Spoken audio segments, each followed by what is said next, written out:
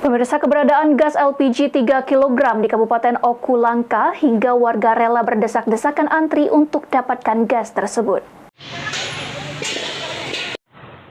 Warga Kabupaten Ogan Komering Ulu rela berdesak-desakan untuk mengantri demi mendapatkan gas LPG 3 kg dengan membawa KTP agar bisa dilayani. Rina, salah satu warga, mengatakan jika gas melon cukup susah didapatkan dalam 2 pekan terakhir. Walaupun ada, harga melambung cukup tinggi mencapai Rp28.000 per tabungnya dan masyarakat harus rebutan agar kebagian gas 3 kg tersebut.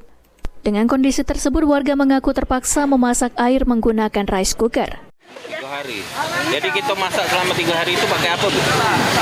Kami masak banyak pakai Magicom. Pakai Magicom. Iya. Masak sayur? Hah? Masak sayur? Beli ya? Jadi sempat rebutan tadi ya? Rebutan. Berapa harganya, Bu? Hah? Harga? 18. Dari pantauan di lapangan, beberapa agen LPG 3 kg di Kabupaten Oku sudah kosong. Jikapun ada, warga harus membawa fotokopi KTP agar pembelian tidak berulang. Ari Prani, Kapal TV.